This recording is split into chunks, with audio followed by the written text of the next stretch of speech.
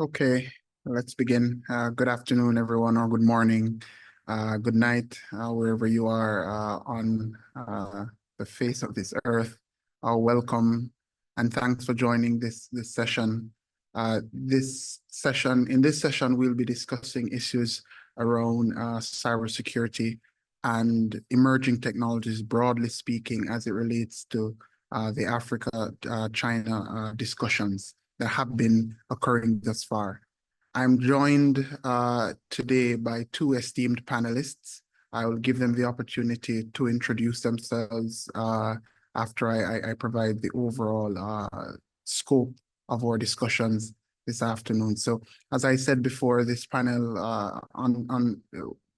will be discussing and exploring the rapidly evolving landscape of emerging technologies, from China's advancements and regulatory approaches in AI, space, cyber, and telecommunications. The panel will also discuss how China's actions in these areas influence global governance, the digital sovereignty, and other broad implications of its technological innovations on the international stage.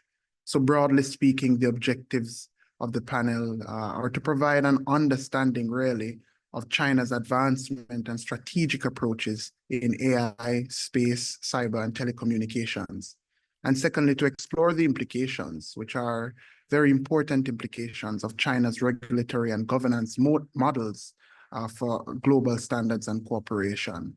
And lastly, to discuss the influence of China's technological growth on digital sovereignty and on the broader international technological landscape. So I'm joined this afternoon, in my case, today, by two esteemed panelists. I'll give them the opportunity to introduce themselves, starting with Major General John Wharton. You're muted. Yeah, thanks, Donavon. Can everyone hear me well enough? Great. Okay. Well, thanks for letting me spend a few minutes with you. I just for a quick background, career military, where I led global supply chains around the world, of course, and then the same thing in research and development. So I commanded the Army's scientists and engineers, about 13,800 of them, which had about 75% of the Army's budget, and which ultimately ended up at about $12 billion a year. From that, we had over 1,500 cooperative research and development agreements with universities, 1,000 cooperative research and development agreements with industry, and I funded many global countries' research and development around the world.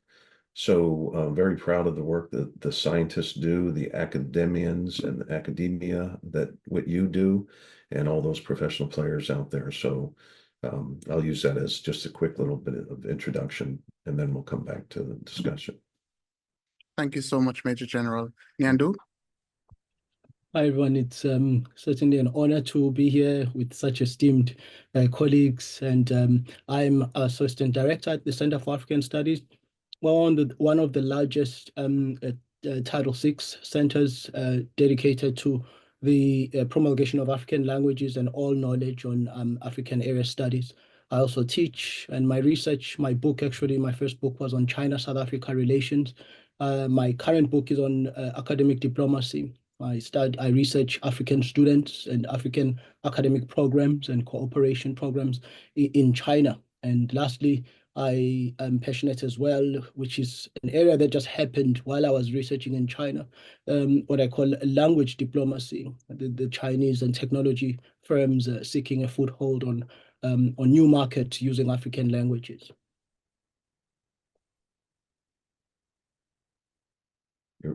Thank you so much, gentlemen. And I am Donavon Johnson. I am an assistant professor at Florida International University in the Department of Public Policy and Administration. And I also work at the Jack D. Gordon Institute, as well as I'm the associate director of the Center for Integrated Security, Privacy, and Trustworthy AI, CERTA, at FIU. So let's get this discussion started.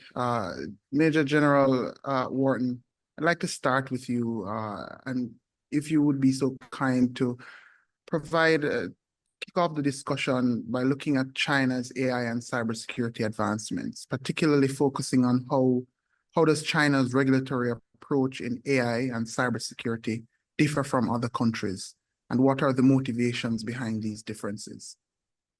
Well, thanks, Donavon. Let me just try to set a context, as I always try to set, because when we get to technology, I always, when I'm out talking to everyone, I always want to say a couple fundamental points first. And one is, we tend to mix China, the People's Republic of China, with China, and we start saying China this, China that, and it has an implication. And what I always want to separate is the governance of a country from the people of the country, because when we talk about technology, technology is supposed to be an enabler to humanity. It's not supposed to lead humanity. It's supposed to improve our quality of life and things of that nature. So I want to make sure that we keep humanity at the forefront, technology enabling that. But in today's world of this great strategic competition, we tend to make everything a geopolitical scenario, which isn't the case. We try using technology around the world as building partner capacity in a kind, gentle way to influence positive behavior. So getting to some of the questions there, a couple of the other framing things is that, China's advancements, whether it's AI, cyber, telecommunications, they're so noteworthy of their pace and scale of innovation. So those are fundamental principles, but it does have both domestic impact and global influence.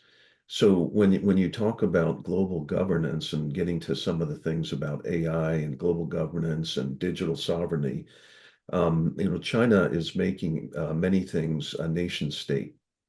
And what that does is it prevents them from entering a model of international internet governance and following similar standards. So in a country like China, you're always trading off, and other countries, you're trading off security, national security versus privacy. And depending on what company or country you are, that pendulum switches and swings to one degree or another. So in this case, China, when you talk about AI, you talk about global governance and digital sovereignty. As a leader, they influence technology globally. And if they tend to make everything domestic and have their own models, then how do we have an international standard?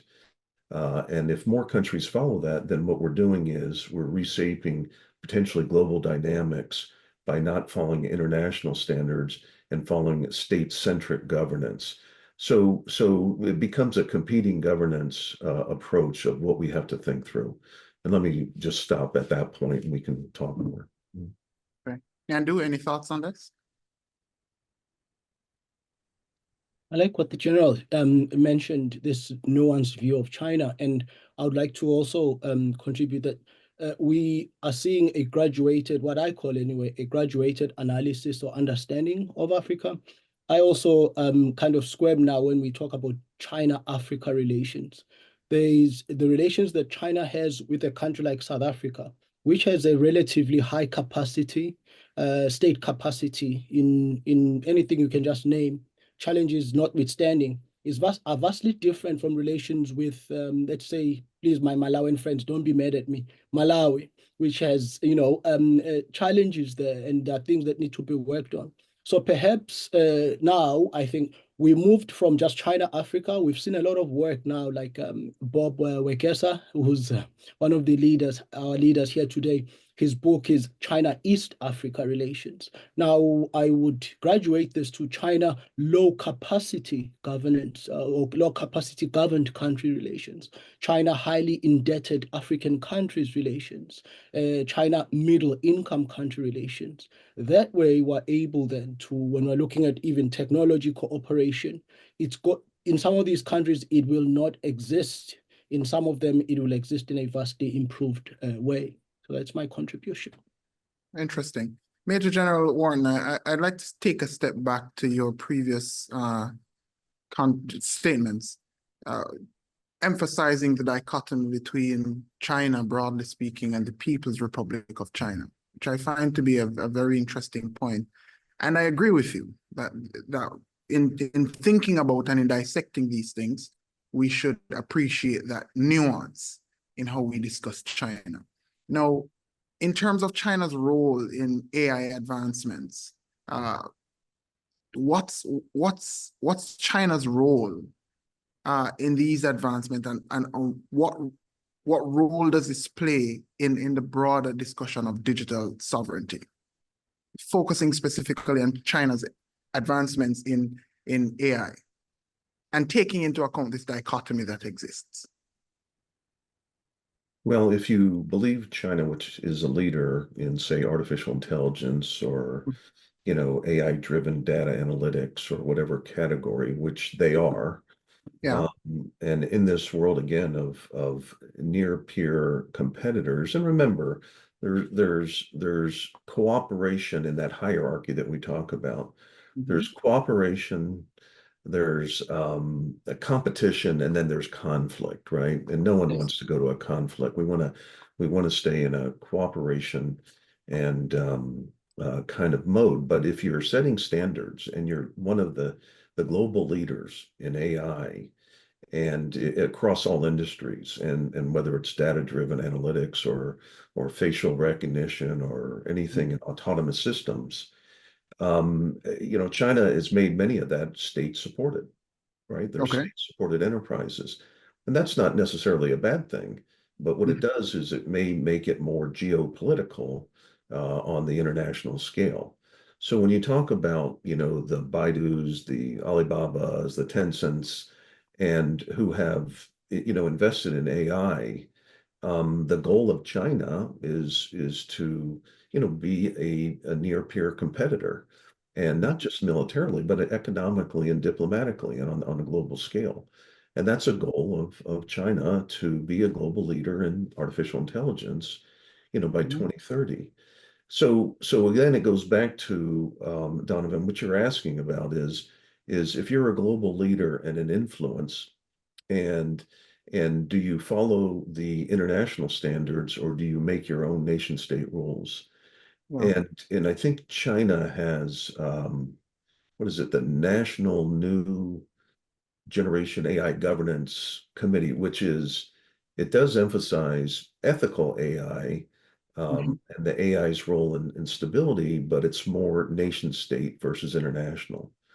So with China making everything data localization, restricting cross-border data transfer, ethical standards, and some of the algorithm transparencies, you're not sharing those, and we're not contributing to an international standard. And that's kind of, I think, where we are. So, but then you're creating a competitive environment between the international community and what you're doing as a nation state. And of course, we'd all like it to merge and converge at a point. I'd like to pick up on that point. China's advancements in AI. There are artificial intelligence technologies that comes out of China that are sometimes, not all of them are state-sponsored. Or let me ask the question this way: can we make that separation between AI advancements that are state-sponsored or AI advancements that are coming from Chinese companies and that exist other places in the world? Those technologies that are around data sovereignty, AI technologies around data sovereignty, can we separate them? Is this something seen in that space? I think you can, and I think you have to go in the premise that they are separate. However, in the world of data, in the hierarchy of data, information, knowledge, understanding, and decision making, it tends to blend and into more of, again, that geopolitical.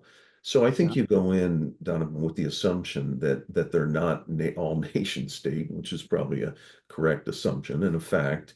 But the more that we're in this global world of data, whether it's for economic means, military means, or just controlling information, and having situational awareness, where do you separate nation state from private? Again, the privacy of an individual citizen from responsibilities of a nation to protect your people and what you deem as a security risk. So I think that's where you're looking at that balance between the two. Mnyandu, I'm interested on your perspectives on this from this angle. There's a plethora of technology, AI technology coming out of China. And as we have been discussing, some are from private Chinese developers, some are state-sponsored. What are the implications for this, not just on Chinese digital sovereignty, but digital sovereignty of the countries that rely on these technologies or use these technologies? In this case, there are many countries on the continent of Africa that sometimes rely on these technologies. What are the implications for digital sovereignty in these cases, if there are implications? The implications are immense depending on who you are and depending on how authoritarian, dictatorial, or democratic a country is. If you are the junta in Harare and you just want to stay in power, then the extent to which your digital sovereignty exists is for precisely those purposes, not to perhaps have a mother who's in a village in Chiredzi be able to access her doctor's records and prescriptions in Harare using her smartphone in an AI platform that translates English into Shona. Right? So in other words, there's going to be a tiered approach to the rollout of any AI, whether be it from China or anywhere else for that matter. So the nation states of Africa, depending on, again, on the nature of their governance, are in a position of being able to attenuate whatever good AI may be coming with for the African populace. And so in China, I would concur with the general that it goes without saying, some of us who have published books, and if you talk to your publisher, and your book is published in China, your publisher, if they're forthcoming, they'll tell you that there's something they had to sign, and there's a very rigorous standard of anything published in China. In other words, which in effect gives access to the government to any material and whatever intellectual property might be involved within that book. So say we can extrapolate this to technology and AI, that kind of you can surmise that AI coming out of China is going to, in some way, in some form or another, be connected to the state. Mm-hmm. Some of these companies, for example, like Huawei, the founders was working in a state technology company and then goes off to find a Huawei. If you look at the largest cell phone company right now, Transsion, the largest seller of smartphones on the African continent. I think scholars, it might do them well to kind of study now, I suppose, the etymology of some of these AI companies, and that might have a lot of implications to tell us more about AI and governance and its ability to constrain or ability to support democracy. So Mnyandu, I appreciate this perspective, and it leads me to ask the question, and Major General, chime in here if you may. How do countries that find themselves, developing countries that find themselves at a place of having no other option or having less options than others to utilize technology to enhance their data sovereignty? They do not have the many options, and so they have to rely on technology coming out of China to ensure their digital sovereignty and their data sovereignty. How do they navigate the space of having this need that needs to be filled, but also protecting their interests, given that they naturally become exposed by use of technology?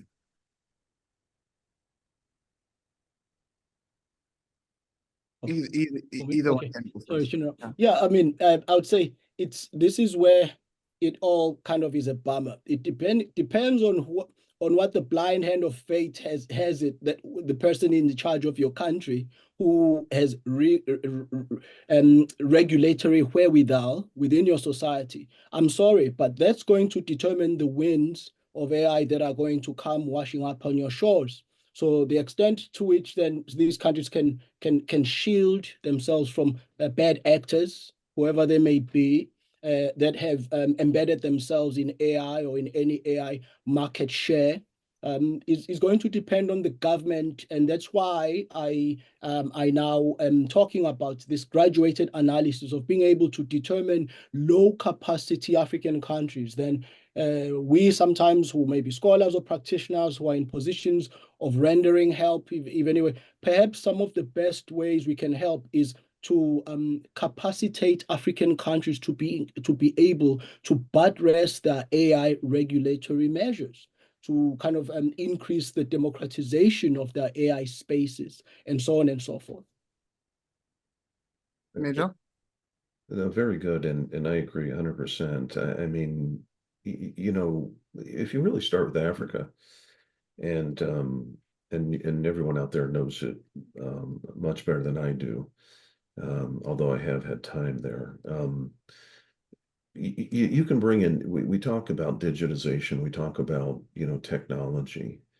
And I think I spoke earlier down in Florida, and I see a couple folks that were down there. You know, we can create, first of all, a digital divide between humanity, right? I mean, we're here at the highest end when you think about many of the African countries are second or third world, you know, developing nations. So the more we bring in sophisticated technology, the more we're creating that digital divide between the haves and the have-nots. So you keep that principle in the back of your mind as we move to the higher end of technology. So I mean, China's policy is on a digital sovereignty policy. And frankly, it's again, this isn't a criticism or this, it's just their policy that they want to have a national control over technology, data, and the information flows. And they're doing that through AI, through cybersecurity and telecommunications, you know, that we just discussed. But that bifurcation of the digitization system in an international environment in those categories, whether it's 5G, whether it's AI, whether it's, you know, other areas, it creates an alternative governance approach. And challenges in sovereignty and security and developments in the digital age. So you really have to be sensitive as a team if we're, you know, trying to not compete, which we know people are competing out there, governments are competing, but the cooperation model is really where we want to try to be and cooperate to standards that are universal and open architectures for the globalness versus a closed digital system and governance by a country who owns the network, who owns the webs, who owns the mobile phones, and is controlling the network. You're on mute. Yes, thank you. Totally agree with you, General. Mnyandu, let's shift our focus a bit to look on space, right? From your view, from your point of view, what are the implications of China's increasing presence in space for global governance and outer space activities? Well, I think, of course, certainly there are, you know, strategic/military implications. Again, it's going to depend. Remember, China has 3 levels that it has relations with any state. You know, partnership, strategic partnership, comprehensive strategic partnership. But within that comprehensive strategic partnership, you know, ever the ones for classification, the Chinese have different classes within, you know, strategic cooperative partnership without any limits. So maybe Russia. South Africa is in that, but in the middle tier of that highest one. So my point then is that in this cooperation in space, and while we're looking at it from a strategic perspective, these tiers of cooperations will matter, and they will determine, and they have if you look at Egypt, Algeria, Nigeria, South Africa, they've had a determining effect, if you just prima facie, on how deep these countries are. These are the countries I've just mentioned. China has taken their satellites to space. But there's another aspect that I like to highlight. It's this aspect of kind of Xi Jinping's, because I think personalities matter. Sometimes Chinese people would study China because it's such a rigorous collectivist governance that we're very shy to pick out personalities. But Xi Jinping, he's the apogee person. He wasn't shy when he became Secretary of General of the CCP that he would like a great rejuvenation of the Chinese nation, which means total, rejuvenation. And space falls under that, the China dream. The idea that there are these new technologies out there, and it's not enough just for China to have them now for strategic reasons, but they could be tools for what we would call a tributary system, where China is able to spread them out to the African continent and whatever African country is looking for them. And this in itself is not only a foothold on a very worthwhile market, but also is a tribute to kind of Chinese resurgence. Major General, anything to add there? I agree with Mnyandu 100%. I mean, when you talk about space, if I were to wear a military hat, I would be telling you that space is another domain. You have air, land, sea, cyber, and then space. So everything that you're doing in those other environments, whether it's communicate, talk, whether it's economics, whether it's diplomacy, or whatever, has got to occur in space also. All the communication systems, the technology, and all that. And unfortunately, it always leads to, the technology and to the geopolitical and event of in another domain. How do you control that? How do you own that?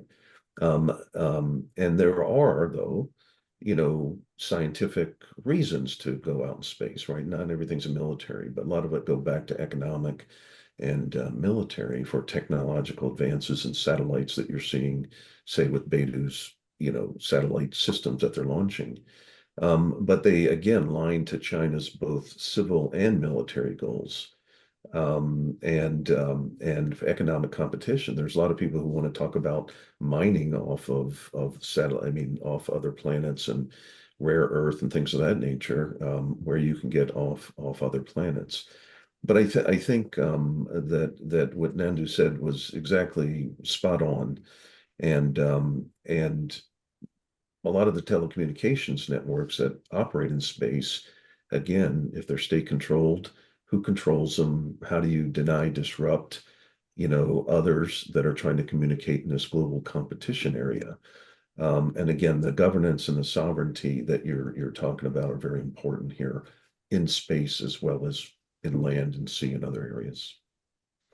So, General, you indicated that, and I quite agree, that these are domains and space is one domain, and the implication of China's activities in space has real impacts for the other domains.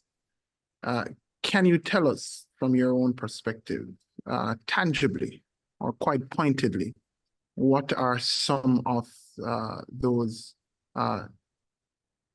transboundary impacts across these domains?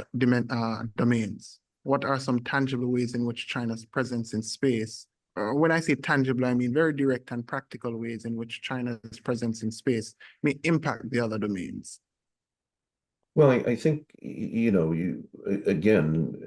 China has achieved some pretty significant milestones, right? You've had lunar landings, you've had explorations to Mars, you've had the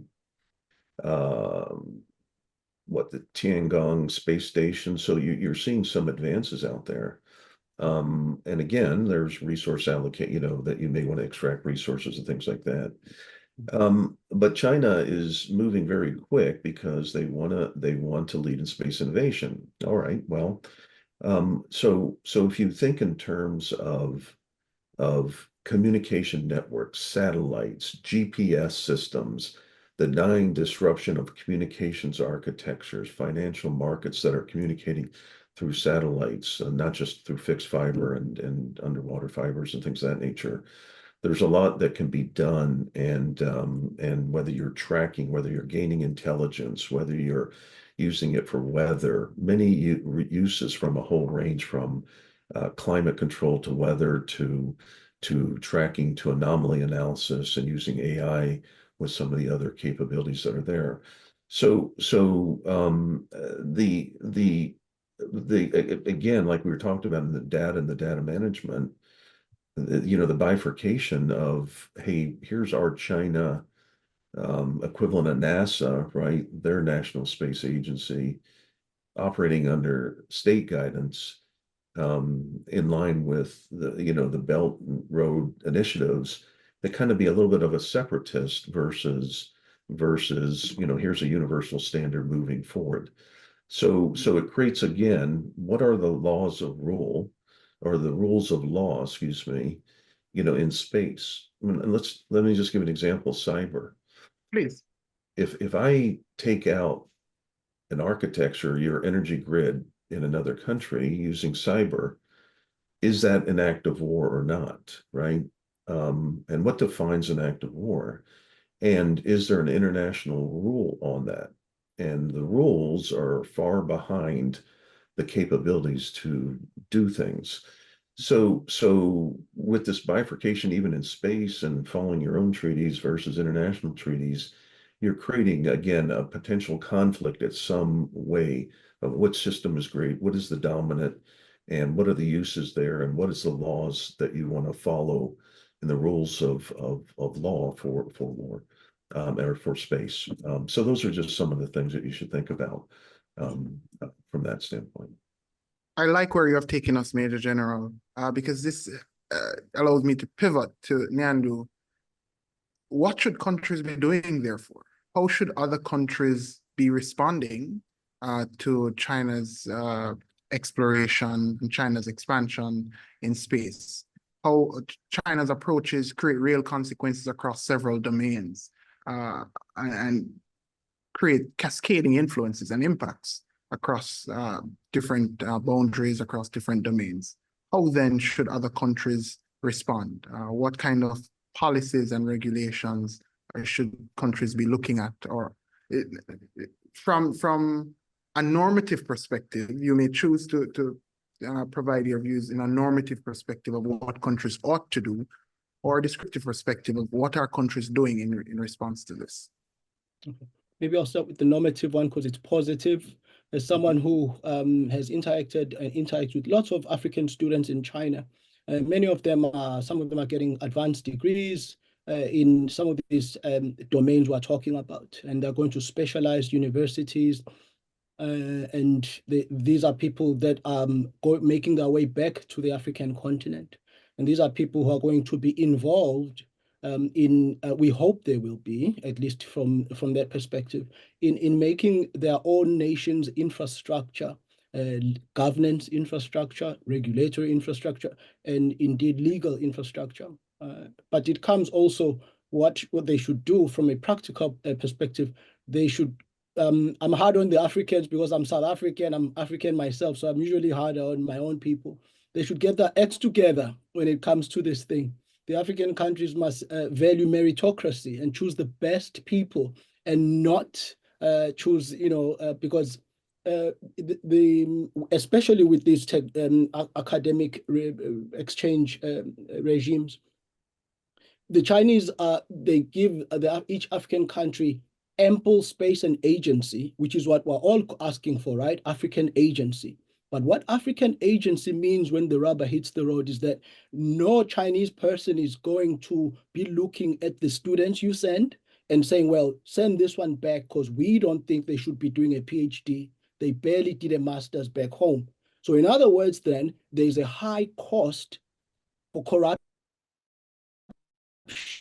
in the regimes that are meant to pluck African countries from the obscurity of not knowing much about these domains. So the failure, therefore, is even not on the Chinese side, but indeed on the African side. I like pointing simple things that are not, very complicated, just choosing the best people. That's one.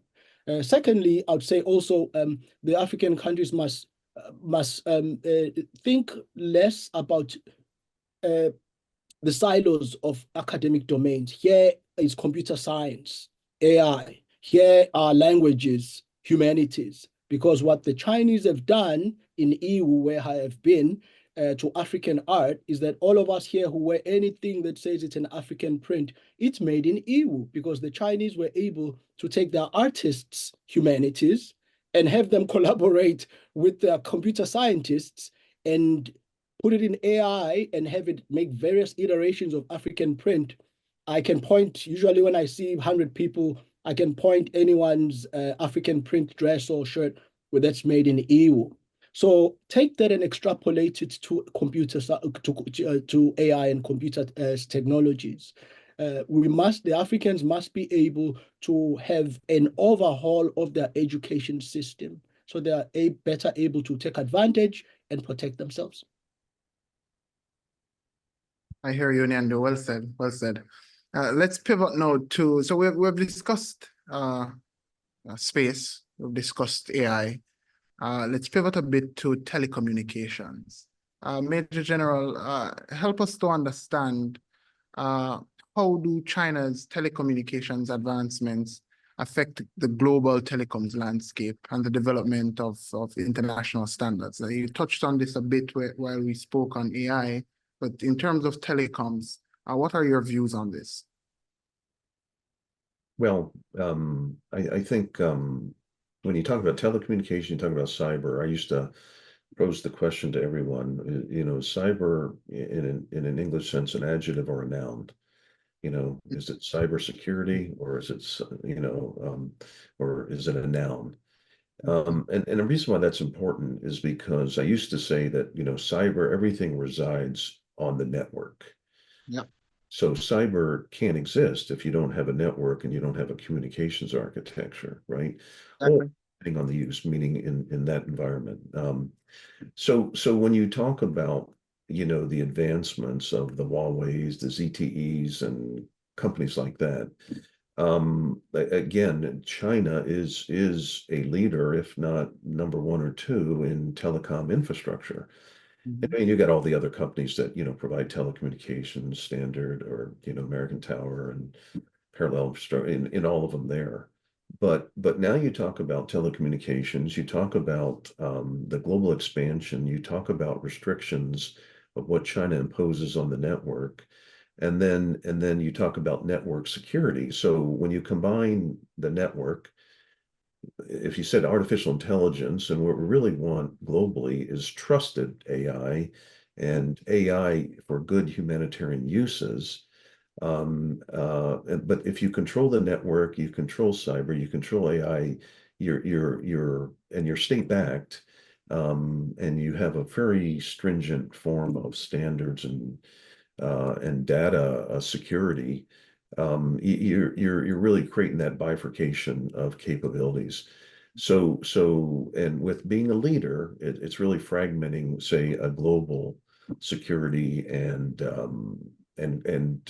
with the network, the ability to affect, for example, critical infrastructure, whether you're using cyber or something like that, is very significant. So because if you can control electric grids, if you can control water supplies, electricity and everything by the network and by cyber or whatever, it becomes very significant, and you can disrupt supply chains. You can look at data sovereignty if who controls the data. And one of the comments I used to say is, who controls the data will be king in the future, right? And then because you'll affect economics, you'll affect military technology and everything. So just a couple thoughts on that.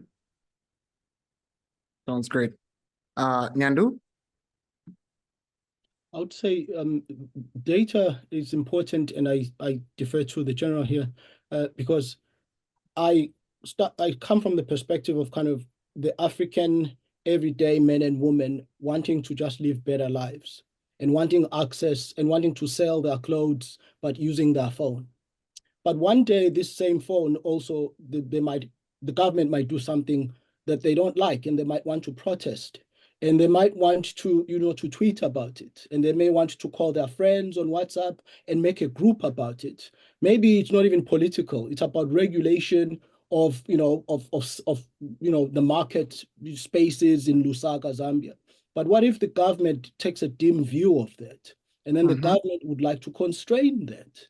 See, that's a simple example of how important then the interlocutors in this data space are important, whether they are without the country or exogenously enabled, but within the country, right? So these are, political actors or policy-making elites or practitioners, but who have immense power thanks to kind of unregulated technology from without and weak regulatory frameworks within the country. Then you have a problem. So just a simple example of why then each country that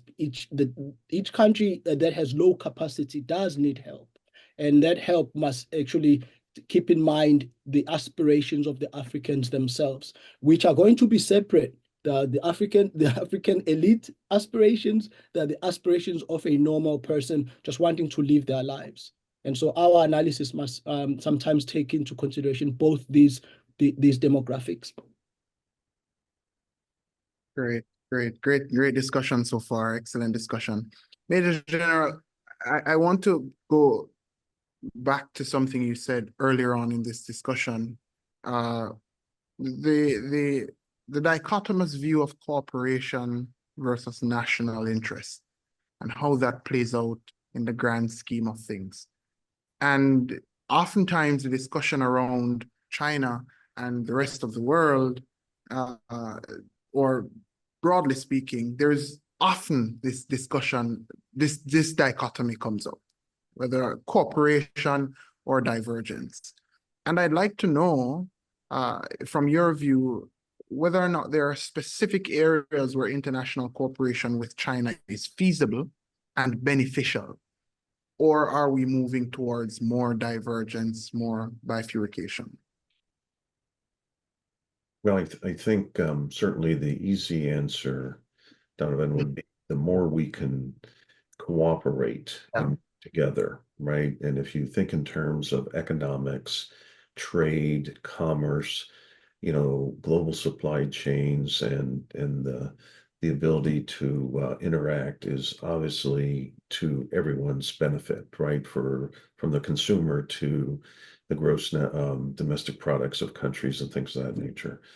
But what happens is this competition part that we live in, the bifurcation, the nation state versus the universal or the international agreement, creates that natural divergence.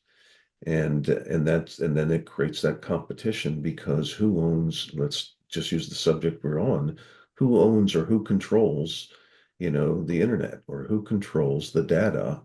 And I think Mnyandu's comment is so powerful that it's one thing if you put the architecture in, but you shouldn't be able to impose your will, on a nation who has their own desires and own, ideas on security versus privacy, because we're all not to that's extreme that, say, the Chinese may be. We may be more a little bit moderate or to the right, where we want to allow more privacy and protect individual rights. When you talk about markets in Africa, you can do a lot on a 2G network, right? A 2G phone, right? I mean, you can communicate, you can do bank transactions. You don't need, the 3G, 4G, 5G, future G, XG. You're looking very basic, simple things. And it almost, again, in Africa, and again, most people know it much better than I do, but it's kind of like Maslow's hierarchy of needs, right? I need food, shelter, clothing, water, energy, maybe. Those are the basic needs. When I get approached for Africa, probably 75% of all the requests from country leaders are for those basic functions, right? Basic food, shelter, clothing, energy. And then the higher ends will go, well, I need a data center, I need this or that, or things of that nature, but it's the basics. And so again, I think that comment that Mnyandu said was so powerful, that here's the network over a country, another sovereign country. And if you as a sovereign country can't control, your own information flow, and it's not going back, or you're having to follow who owns the network because it's miles away, I think that creates a problem for countries. And it's a great point. Very, very, very thoughtful response, Major General. Mnyandu, your thoughts on this? I just gave them. I'll defer to you. Okay. All right. At this point, we'll be turning over to questions from the audience. If anyone has questions for the panelists, you can use the raise hand feature, and we'll start taking questions.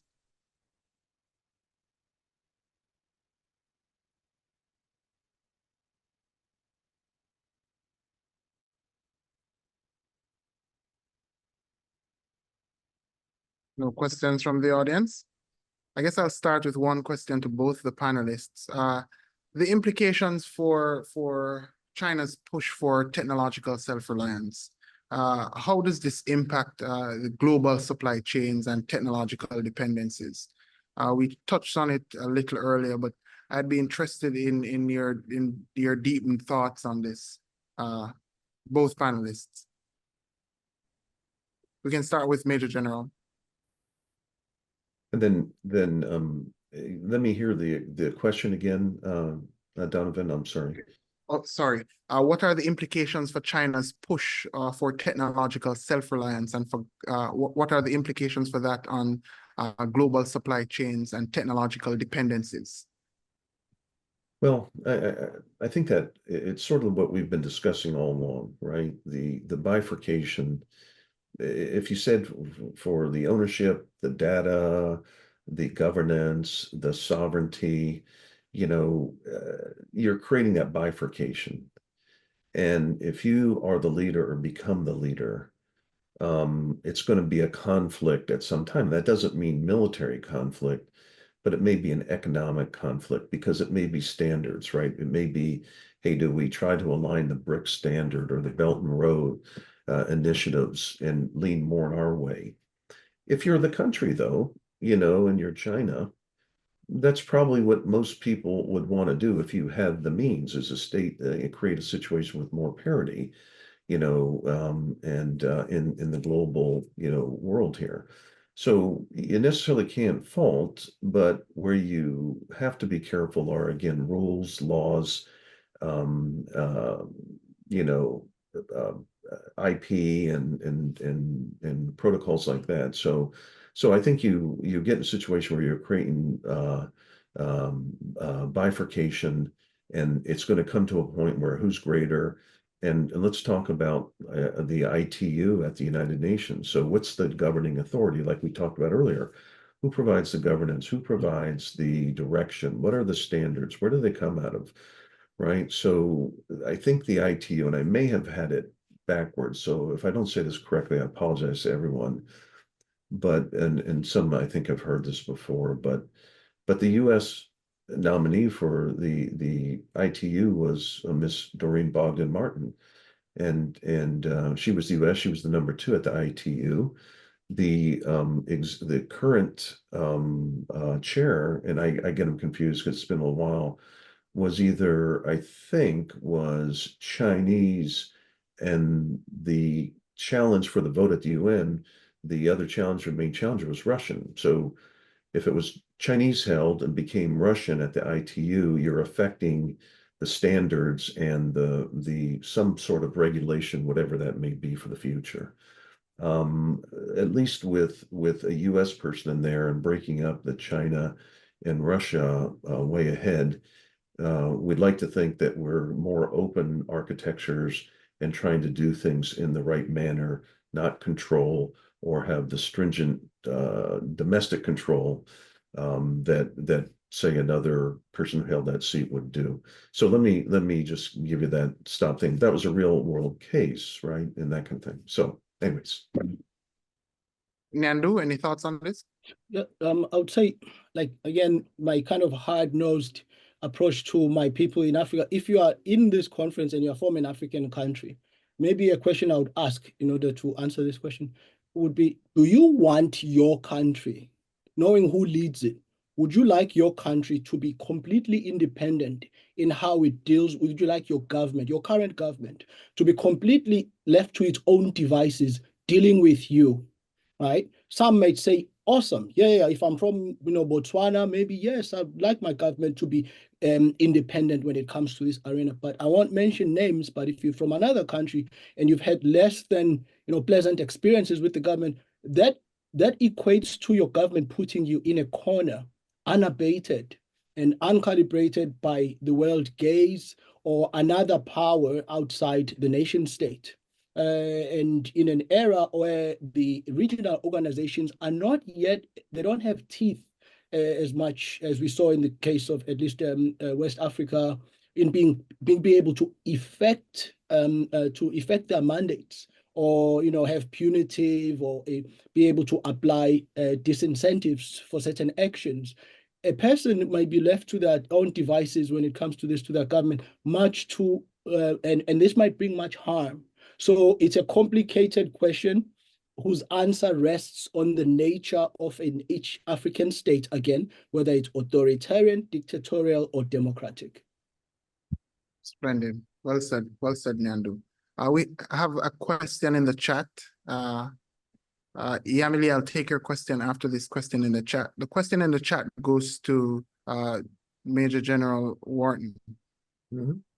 Considering the complexities of technological origin, what reliable indicators or methodologies might one use to accurately trace the origin of a technology, especially in fields like AI? It's a great question, and let me try to talk to it in a little bit of a roundabout, and then come home here. Okay. So when you're talking about technology, you're talking about AI, the positive uses, the trusted uses. So you want really trusted AI, if depending on the needs that you're using, right? And there's a lot of people that will talk about an AI of where do you still put a human in the loop or in the decision-making process, right? So can you let AI go on its own? Can it learn? Can it take, ML, algorithms and move there? The thing that there are technologies that can discern information, misinformation, disinformation, and that are out there on the network. And then the other side of that is, and again, this is the tangential answer, is that, what are you trying to do, right? So if it's data, if it's information, and let me use an example of in the Cold War days, we used to have Radio Free Europe, Radio Free America, and all that. You don't have that now. And so now your ways of influencing for the long term, are maybe social media and all the other tools that are out there from that standpoint. But I think the provenance to say is there. One is, who owns the network? But that doesn't give you still an assurity that it's a trusted network or trusted AI. And there are tools that you can use and companies that are designing trusted AI and the ability to sift out information, misinformation, disinformation for you. It's a very good question. It's very relevant, Jillian. But that's the where I would start with of how to answer that. Okay. Yamili, question from you. Hello, thank you so much for the panel and the presentations from everyone. My question is about the implementation of the regulatory infrastructure and standards. Ultimately, the implementation does come down to people, and I would be very interested to hear from the panelists any recommendations on how to engage with future leaders who will serve in these regulatory bodies, at what level to engage, beginning now, to ensure that the implementation takes place in a way that that we would like to see. And Thank you. You're welcome. Thank you for your question. We can start with Mnyandu. Thanks. Thanks for your question, Ms. Bastien. I would say the African diaspora can actually play an important role in this. As someone who's at Howard University, which is the crossroads really of people of African descent from everywhere. You throw a stone, it hits someone from Africa. And these people, because of technologies, these people are no longer confined by space. So they can meet, they can form a Twitter group. There is a Nigerian Twitter, a Cameroonian Twitter, and so on and so forth. And so people are able to mobilize around areas that are of great import to them, vis-a-vis their own countries, or sometimes, in case of my students, countries of their parents. These are people who've never been to that country, but they have a primordial pull to see the country better. This is the most, I think the White House, the current White House administration has done great in tapping this actually demographic with the Council on the African Diaspora, because it recognizes that 200 million Africans outside of Africa, they would like to see the countries from whence they came improve. And so some of this, the heavy pulling, I suppose, some of the research on best case scenarios to be able to do case studies, some of this being able to access databases. These are just the pedestrian steps that need to be taken in order to improve a country's regulatory infrastructure. And these might be, not to insult, but these might be kind of luxuries to someone who might still be back in whatever particular country. So my point is the African diaspora may have an answer to this, if not just to mobilize. Let's see. Major General, any thoughts on this? Well, Mnyandu answered them very well, and I'll just give a couple tangential comments and try to tie in some of the previous questions we do. So we talk about artificial intelligence, we talk about influence, and the word influence is very important here, right? And it's tough how do you influence when a country can come in and put multi-millions and billions of dollars on infrastructure projects, to build in a company to try to improve a quality of life or provide some of those basic services. So we work with the African President's Peer Review Mechanism, Center for Global Africa, the World Bank, the African Development Bank, and others to try to bring in, capabilities there. So the influence, what we try to do is we start with the question, not what we think you need, what do you need, as a country, and request that first, right? Because this is the same thing in the US, right? We got a technology company trying to bring something to the governments. I don't need that technology. Here's where my problem is, right? My problem is jobs creation. My problem is that in Nigeria, and numbers, please don't hold me to the numbers, 50% of my population is below 30 or in the next coming year. So how do I provide jobs for them, right? So influencing, that word influence, in a very positive way with some very basic skills, whether it's jobs, manufacturing, production, agriculture, and bringing those kind of skills. And that's why I think that organizations like the Department of State and USAID are so important, because now you see them in the tremendous capability. People are starting to realize what they can do, and realize where Department of Commerce now is trying to get a little bit more involved, as does trade externally. So you influence positively. You don't start by, here's what I want to give you in a regulatory, you're going to follow this internet and you're going to follow my rules. What does the country need? It needs a platform it can do trade on, it can communicate, it can use bank, on a 2G platform.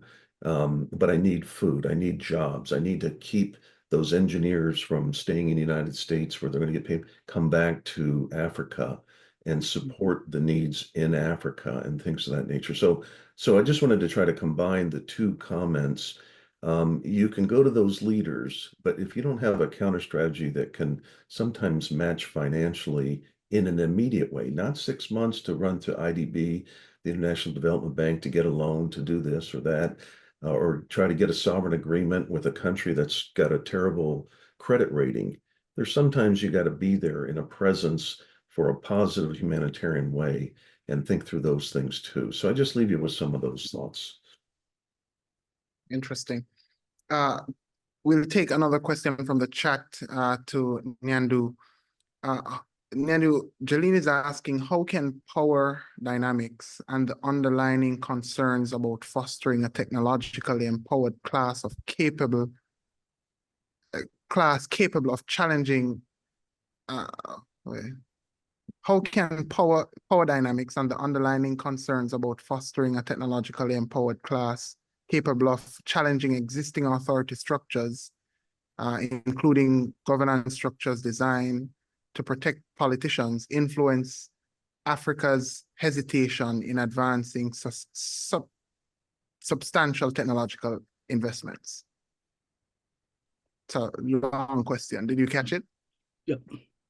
Okay. I think so. If you look, there is currently, if you look at the current overwhelmingly young African population, with or without, mostly without our permission as, people, or the permission of their government, certainly, or any other policy-making elites, they are diving headlong into all these technologies.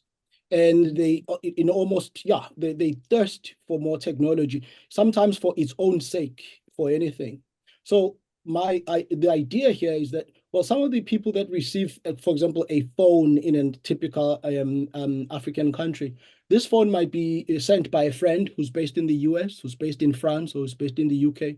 So access to these technologies, sometimes for people who can't afford it themselves, has actually been strengthened indelibly, I would say.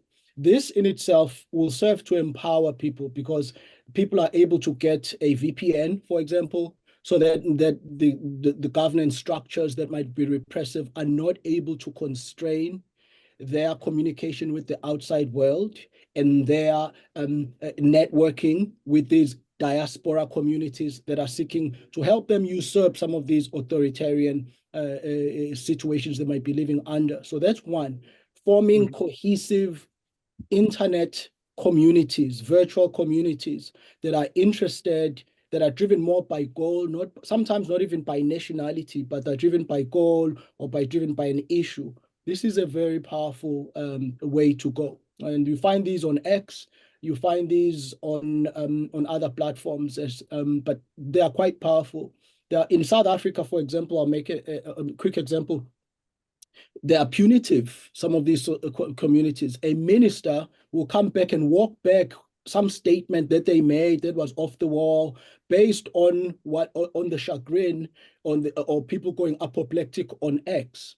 That is a sign that access to these technologies, when unrestricted, works towards good governance, towards holding elected elites accountable, and so on and so forth. The question then is, what are some best practices that are easy to spread, so that this contagion may spread just to SADC alone? So maybe it can even cross over, to Zimbabwe, and have it make some impact there, Very, very thoughtful response, Mnyandu. There is a question from Vanessa, and I'll put this question to Major General Wharton, given your work. Do you have any insights on PRC's influence in Latin America and the Caribbean in terms of AI space and the telecom sector? I know we have kind of talked a bit about the African continent, but do you have any thoughts on these influences in Latin America and the Caribbean region? Well, I think let me just start with the opening premise is that there's a significant influence of the PRC in Latin America and the Caribbean, and in AI space. But let's go to one other thing. Say ports and airfields, and in positioning. Right, we just opened up, and Leland wrote a great article about the port in Peru being opened and by the Chinese. If you look from the Panama Canal zone over into over into Colombia and the ports and the airfields and things of that nature, and who owns those. And again, what's a state-owned enterprise or state-controlled enterprise, and what's a completely private sector enterprise. And then when you know that, and you go back to what we've been talking about here with space, cyber, telecommunications, and the instrumentation that those companies are putting in, you have a heavier influence. So it's not just the physical, but it's the physical and digital, control over much of the land in the Caribbean. Now, we'll do some things at the United Nations to try to counter that. Just have a UN standards for, say, the Caribbean nations. But right now, you're seeing things happen in ports and presence by the Russians, say, for example, in Cuba, or try to move a little bit closer in the area. The port we just talked about down in Peru, very significant on that. And then there was one other point on the influence that we talked about, again, is staying into what does a country need? What's going to influence their population? And I keep coming back to that because we keep getting way up here at the high end of technology versus down here, technology is a spectrum. And down here, the basic needs to be able to communicate or maybe make a bank transfer on a 2G network works well, and you don't create the digital divide, right? But there's a heavy influence in the PRC. But let's talk about Africa, where it's significant. If I were to show you a map of the ports, the airfields, the state-controlled enterprise, you would see the largely Africa covered with Chinese state-owned enterprises. And we hope that that's not going to be the case in Latin South America, but you're starting to see that creep on ports, airfields, and other things. The other thing on the comment I think I wanted to say on Nandu's comment was, you have those parties that can influence, the Center for Africa Union, the Africa Union, Africa Presence Peer Review Mechanism, and some of those other processes there. But how do you affect corruption, right? And so technology, or question technology and getting after, if we put in blockchain, and now we can track with the data, the immutable data system ledgers, so that we know who's getting the money, where the money's going, who's getting the food, whose hand does it end up into, where does that product go. That technology will help provide some sort of oversight of where the dollars are being spent, or on a US, on a program or an aid or a grant, whereas before there hasn't been that, and therefore you see corruption. And it's not just Latin South America or Africa, it's global, right? I mean, there's everywhere you go, there's someone wanting to be inserted into the process or sees money and moves to the money trail. So some of the blockchain technology, some of the immutable data ledgers will help us to answer just a little bit of that previous question too. Very, very interesting. And I'd like to also expand on this. I mean, I happen to have some experience on the Caribbean perspective, and much of what occurs or obtains from Africa's experience is the same in the Caribbean and Latin America, especially as it relates to China's expansion and use of technology in the space, which is what underscores the questions I asked Mnyandu earlier in terms of countries' reliance on these technologies, and the strategies that countries can and have been using to create, to ensure their own sovereignty, their own digital sovereignty across these different domains, and their own sovereignty in terms of use of these technologies. Because the truth is, without foreign assistance, many of these countries are unable to access the technologies to make themselves digitally resilient. And so they are able to access these technologies through partnerships. And oftentimes these partnerships are perhaps provide immediate relief to their challenges, but are not in their own favor over the long term. And so these challenges exist and are quite real in terms of how countries interact with PRC and leverage the benefits of the innovation while at the same time trying to make sure that they're not too exposed. And these are real challenges that these countries undergo across all these issues that we have been discussing. And so there are, I agree, Major General One, there are many strategies that can be employed. Some countries have tried to employ some of these strategies, but then at the end of the day, it really goes back to what are their real needs right now and how they're making decisions in the moment. And corruption has been a real issue in how all of this plays out, right? So I think you're spot on in your assessment there. Yeah, spot on in your assessment there. Well, in the Caribbean, Mhm. just to add to that, Donavon, and again, I apologize for those who may have heard some of a previous talk. Through the United Nations, and we have relationships with the United Nations, they recently had a treaty signed with what's called the Small Island Developing States. And there's something like 39 or whatever it is, Donavon, you know better than I.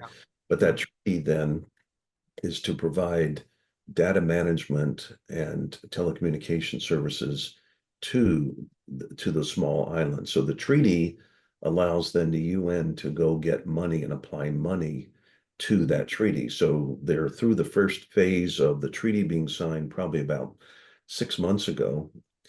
Now they're out to raise capital so that when one of these small island developing states needs capital, they don't have it. The rating may not be good for a sovereign agreement or guarantee or a bond. Therefore, you can go to the UN to bring in here. And that's sort of like a way to, just bring in a kind, gentle, benevolent capability versus the political implications of this competition between great powers and things of that nature. So I just wanted to give you that thought. Totally agree and very spot on. Any final thoughts, Mnyandu? Well, two things. One, I just want to piggyback here on the general for his input.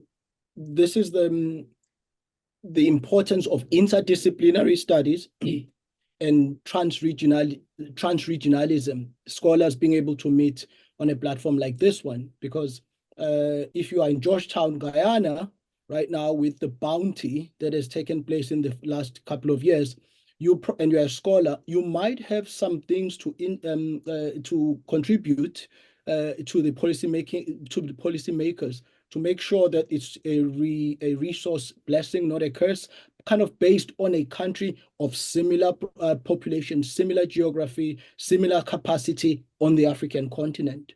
So there should be a lot of cross-cultural studying and visitations taking place pursuant to our interactions today here. Hopefully we'll see that more. And lastly, China is a very capable state, and it's a tributary state, and it recognized early on that America is unassailable in soft power on the African continent. I go to China and I talk to African students that are there, they're very happy. And then once we have lunch, they say, how can I come to America? Okay. So they recognize that with all the bridges they build, they still need to win hearts and minds. What does this have to do with AI? AI, right now, if you put any language, Yoruba, 50 million people, Fula, 25 million people, so if you put any of these languages into the AI platforms, not only do you get the market share with your technologies, but also, and most consequentially, as far as strategic calculus is concerned, you get to determine what the language says, and you get to be the lord over the language. And that language is access, or the access of people to that language in the world. So in the African diaspora, a young Fulani speaker who's like to learn Fulani or use technology, the person who put that language in this technology is the one that's telling them what the word democracy means, what it in Fulani, whether it's correct or not.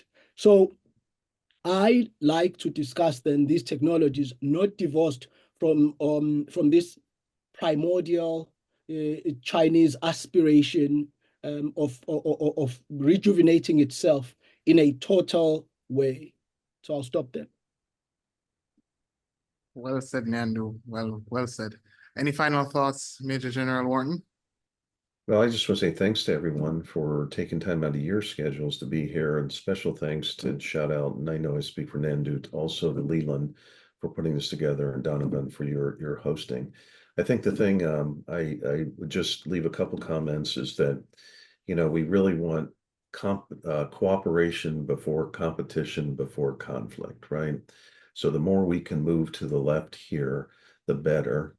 Mnyandu said, very good. You're winning the hearts and minds. Well, how do you win the hearts and minds of those in Africa? And it's not starting of, here's what I think you need. It's what do you need or want, or how can I help you? It starts with that. And then there's technology as a wide range of spectrum, from the basic, you know, food, shelter, clothing, communication, energy, to the higher end, you know, most disruptive technologies that are on military competition levels. And then the controlling of the data and the information, which is going to create a bifurcation if we don't think through that problem. So again, thank you very much for your time and allow me to help participate on this session. That's a perfect way for ending. Thank you all. Thank you both, gentlemen, for your very thoughtful responses and for engaging on this very important topic and providing deep insights into some of these areas, and for your passion towards the subject matter. You have, I'm sure many of us will walk away from this discussion having learned something and having deep door understandings on the topics. Thanks, everyone. Thanks for joining, and see you next time.